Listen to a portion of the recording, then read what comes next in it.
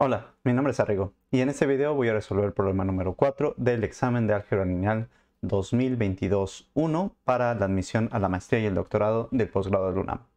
Este problema fue solicitado por uno de los alumnos que muy bien hecho pasó su examen y ahora va a estar en entrevista, cosa que qué gusto me da. Entonces veamos qué dice este ejercicio. Dice 4. Operadores lineales. Suponga que W1 hasta Wm es una base para el rango de T en L de BW. Recordemos que esta notación quiere decir las funciones lineales de B a W y demuestre, ¿no? Aquí nos piden demuestre que existen funcionales ρ1 hasta ρm en el espacio de las funciones lineales de B al campo F, tales que T de B lo puedo escribir como como ρ1 de B por W1 más, así me sigo, hasta ρm de B por Wm. En el inciso B nos piden que demostremos que si phi es una función lineal de B a F y U pertenece a B, tal que phi de U es distinto de 0, entonces B lo puedo escribir como el espacio nulo de phi de psi más esta suma directa de este otro conjunto donde es alfa por U, donde alfa es un elemento del campo, ¿no? Es decir, me agarra mi vector U y lo multiplica por un escalar, ¿no? Y entonces ese nuevo espacio vectorial justamente lo estoy haciendo suma directa con este, ¿no? Es decir, que no hay una intersección y que cualquier elemento de B lo puedo escribir como uno de este más uno de este. Y por último, en el inciso C nos piden que demuestre que para todo par de funcionales lineales, ρ y phi, tales que van de B al campo, con el mismo espacio nulo, existe una constante C, tal que ρ es igual a phi por C, ¿no? Entonces, esos son los tres incisos. Entonces, empecemos con el primero. Entonces, nos dan una base en el rango y queremos ver que podemos hacer esta relación con la transformación T.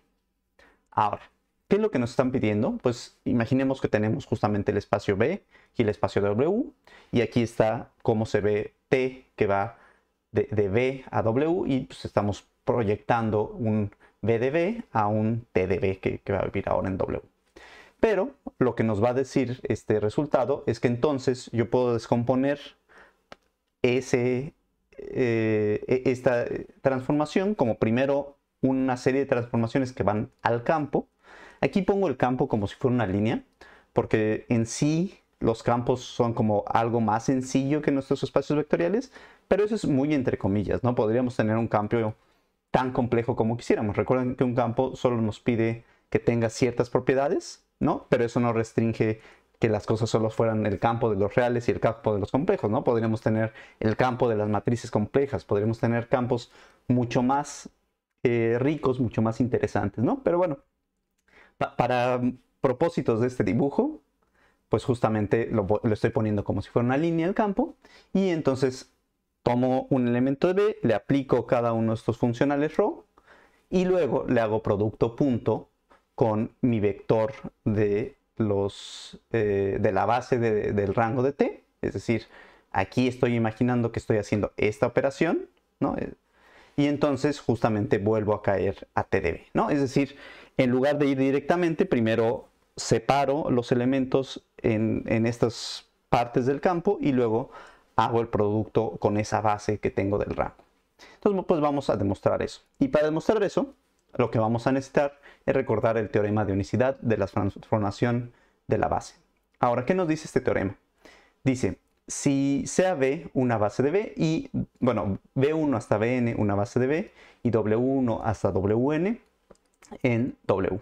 Entonces existe una única transformación lineal de B a W, tal que T de BI es igual a WI, ¿no? Para I igual a 1 hasta N. Es decir, si tú me das una base en el espacio vectorial de donde quieres partir del dominio A y me dices a dónde va a ir cada uno de esos elementos de la base, entonces eso me determina de manera única mi transformación lineal. Este resultado lo van a ver por todos lados, álgebra lineal. En sí también este resultado va atrás de eso que nos dice que las transformaciones lineales las puedo representar de manera matricial, ¿no? ¿Por qué tiene que ver? Porque justamente cuando hacemos esta representación matricial, lo que estamos diciendo es, bueno, tómate la base del dominio, dime cómo se ven cada uno de esos elementos bajo la transformación, cuáles son las constantes que multiplican para llegar a la base del rango, ¿no? Entonces, justo este teorema por todos lados lo pueden ver demostrado. Y pues aquí les estoy dibujando otra vez nuestro diagrama de lo que queremos hacer. Y ahora sí vamos a empezar a demostrarlo. Y entonces sea φ1 hasta φm unas transformaciones lineales del rango de t al campo. ¿Ok? Entonces yo voy a definir esas transformaciones utilizando esta regla. Si tú te agarras este wi y le aplicas la transformación φi, entonces te va a dar un 1. Y si se le aplicas la φi a cualquier otro elemento de tu base del rango de t, ¿no? Entonces te va a dar un 0. Eso es válido porque entonces justo sabemos que estas w's pues son una base de donde quiero operar, ¿no? Entonces sí estoy definiendo de manera única esas fi's, ¿no? Le estoy diciendo para cada elemento de mi base, si coincide el índice i, ¿no? Si tengo phi de i con wi, vale 1. Y si no, si tienes un i y un j con i distinto de j, entonces vale 0. Ok. ¿Cuál es la magia de estas transformaciones? Que justamente, si tú me das un elemento del rango de t, pues justamente yo te voy a regresar esa constante que multiplica al elemento de la base, ¿no? Es decir, φi aplicado a esta combinación lineal, ¿no? Que al fin y al cabo este es un vector cualquiera en el rango de t, me va a dar exactamente la constante que está multiplicando a mi wi, ¿no? Y en este caso pues es alfa i, porque dije que esas eran las constantes de esta transformación lineal. Entonces la magia de estas es como que me identifican las constantes de mi transformación. ¿Por qué nos vamos por aquí? Porque en el fondo nos está diciendo, esta nueva transformación pues se parece mucho a lo que siempre hacemos de representaciones de elementos en términos de la base, ¿no? Entonces por ahí va la idea de que quiero unas transformaciones que me digan cuáles son las constantes que yo tendría para elementos de esa base. Entonces continuemos. Ahora sí voy a definir las ROs que me piden en mi resultado, que es ρi de b, pues lo voy a definir como φi de t de b. Ahora, ¿por qué de t de b?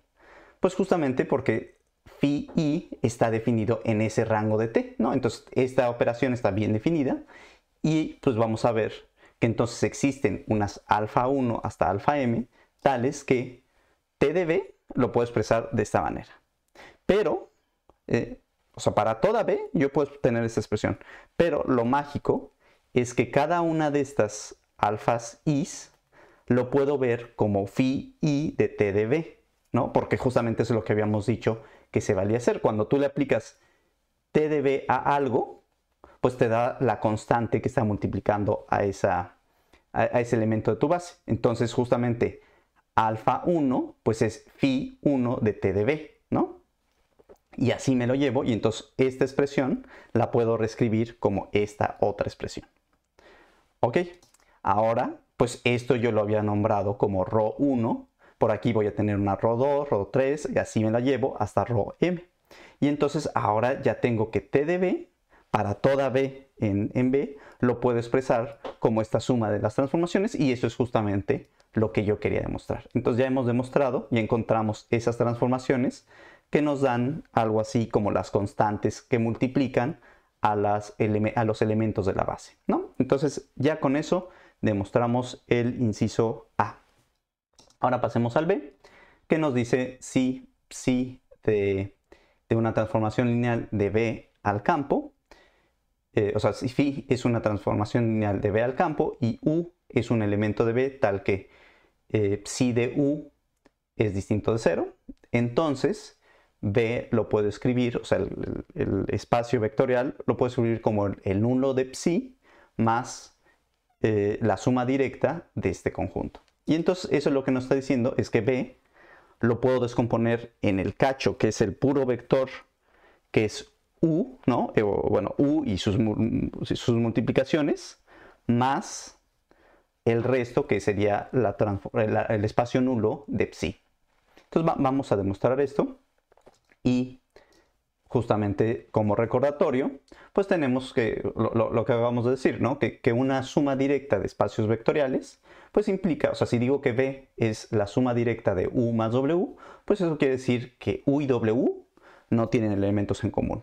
Y que para toda B yo la puedo escribir como una suma de un elemento de U más un elemento de W, ¿no? Si no tuviéramos este simbolito que es un más con un círculo, si nada más dijera U más W, pues simplemente tendría la segunda parte, ¿no? Que cualquier elemento de B lo puedo escribir como un elemento de U más un elemento de W, ¿no? Pero cuando nos está diciendo que además es suma directa, nos quiere decir que la única intersección entre U y W es el vector 0, ¿no? Ahora, pues sí, vamos a ver qué ocurre. Si alfa pertenece a nuestro campo y además ocurriera que alfa por U pertenecieran al espacio nulo de psi, entonces, pues tengo que 0 es igual a psi de alfa de U. ¿Por qué? Pues porque justamente habíamos dicho que alfa por U pertenecen al nulo de U. Eso quiere decir que cuando tú le aplicas al nulo de psi, que cuando tú le aplicas el psi a alfa U, entonces te da un 0. Pero al fin y al cabo, pues sabemos que psi es una transformación lineal, entonces puedo sacar el alfa, y entonces esto me va a implicar que alfa es 0. ¿Por qué? Porque esta psi de U no puede ser 0 porque esa es una hipótesis que nosotros ya teníamos, ¿no? Habíamos dicho que psi de U era distinto de 0. Entonces la única forma es que alfa sea 0. Y eso nos implica entonces que la intersección entre el nulo de psi con este espacio vectorial, que es justamente este vector, bueno, esta línea que genera U, es solamente el elemento 0, ¿no? Es decir, cualquier otro elemento, más bien es el único elemento que tienen en común. Ok, entonces ya tenemos la primera parte de lo que queremos demostrar, ¿no? Queremos ver que estas cosas son una suma directa y ya demostramos este pedazo para que fueran suma directa. Y ahora vamos a ver cómo podemos escribir cualquier elemento como elemento de este más elemento de este otro. Entonces, pues veamos que para cualquier B, ¿no? B en B, yo lo puedo escribir como B menos esto más esto, ¿no? Al fin y al cabo, este con este se cancelarían. Y pues sí es cierto que B es igual a esta suma de estas dos cosas. Pero, ¿qué pasaría si le aplican psi a este primer elemento? Pues justamente vas a caer en el espacio nulo, ¿no? Porque cuando le aplican psi, noten que psi de B, pues me queda psi de B.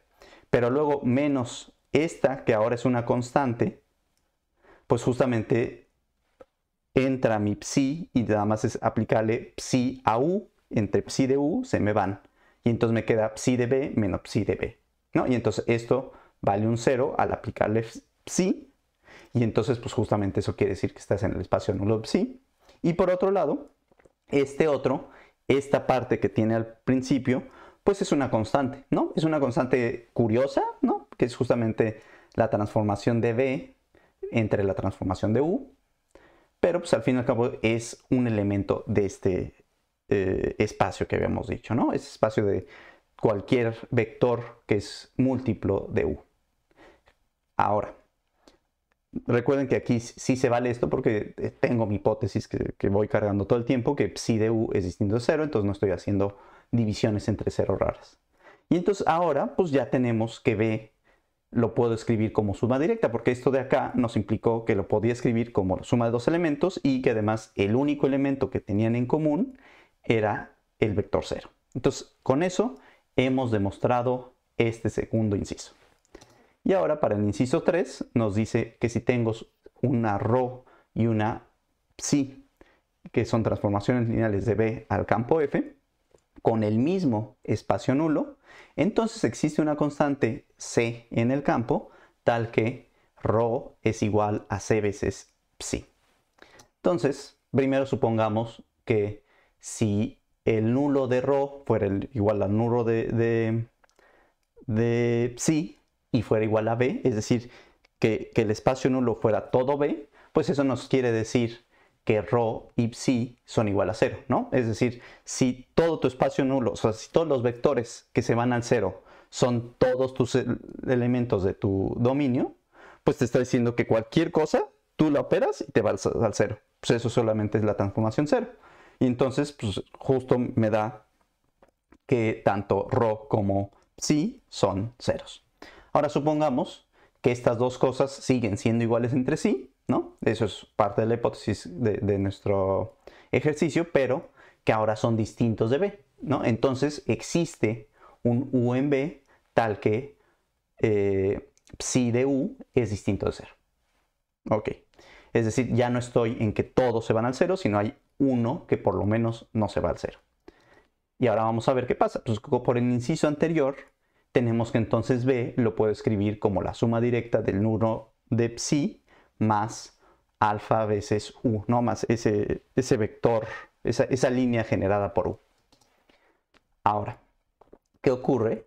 Pues justamente si me agarro un b, en b lo puedo escribir como w más alfa sub b, ¿no? Estoy pensando que esta constante que multiplica u depende justamente de cuál es el vector que tú estás determinando, con estas w's pues, que están en el espacio nulo. Es decir, estoy agarrando esta hipótesis, más bien, no esta hipótesis, este resultado de que cualquier elemento de b lo puedo escribir como una suma de un elemento de aquí más un elemento de acá, ¿no? Y cuáles me defino, pues esta notación, ¿no? Y nada más recordamos que justamente las w de rho y la w de psi son 0. Ahora, ¿qué me implica eso? Pues si yo hago este vector, ¿no? Hago rho de u entre psi de u por rho,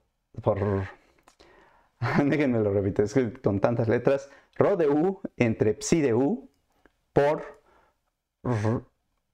psi de b, ¿no? Tengo este vector. Ahora, esta cosa lo estoy pensando que es una constante, ¿no? Las u están fijas siempre. Ahora, este psi de b, pues justo habíamos dicho que b lo podía escribir de esta manera. Entonces, tengo que esta cosa es igual a esta de por acá. Ahora, al ser w pertenecer al nulo de psi, pues yo le aplico psi a este vector y pues realmente es como si solo tuviera alfa veces psi de u, ¿no? O sea, al fijarme en este cacho, pues justamente entra, separa y este primer pedazo es un 0 y este segundo pedazo, pues puedo sacar la constante y ya me queda esto. Pero noten que entonces este de por aquí con este de por acá se me van a ir y pues simplemente me queda alfa de b por rho de u, ¿no? Entonces, ahora voy a hacer lo contrario. Ahora voy a esta cosa, si yo le aplico rho a este lado, pues me da este de por acá, ¿no? Es decir, por un lado, como tengo esta propiedad que hay elementos que se van al nulo, pues puedo pegarlos y quitarlos, ¿no? Como yo quiera. Y entonces aquí lo que estoy haciendo es volverlos a pegar, ¿no? Entonces, alfa b de rho de u, pues es lo mismo que rho de w más alfa u, ¿no? Pero, pues esta cosa justamente es rho de b, ¿no? Porque b está definido de esta manera. Entonces, noten que ya definimos, o sea, se ve muy largo. En sí esta demostración está un poquito latosa. O sea, cuando ya la hacen dicen, pues claro, ya vi para dónde querías llegar, ¿no? Pero al fin y al cabo cada paso parece como, ¿por qué empezamos con esto, no? Pero bueno, ya vimos por qué, porque llegamos a que esta cosa es igual a esta cosa para todo b, ¿no? Es decir, esto de aquí pues, realmente es una constante, ¿no? Tengo una u, ¿no? Una u que está por ahí fija, que yo sé que su psi de u no se va al 0, ¿no? Entonces sí está bien definido esto, pero logro que esta cosa de aquí sea igual a esta, ¿no? Para toda b, ¿no? Y entonces, pues ahí está mi constante que yo quería para igualar rho y psi, ¿no? Es justamente esta constante que depende de mi elemento que no se va al 0. Y entonces esa es la constante C que tú querías y ya demostramos con eso el inciso número C. Y entonces con esto acabamos ese ejercicio y como siempre les recuerdo que la licenciatura no es suficiente, que hagan una maestría, que la beca es de lo más genial, está entre 12,000 y 16,000 pesos libres de impuestos, es decir, no se preocupen porque entonces tengan que pagarle al SAT tanto porcentaje, no, son... sacan su cuenta Bancomer y ahí les van a depositar su beca mensualmente, además de que hay muchísimas otras prestaciones que les da estar haciendo una maestría. Se los recomiendo muchísimo.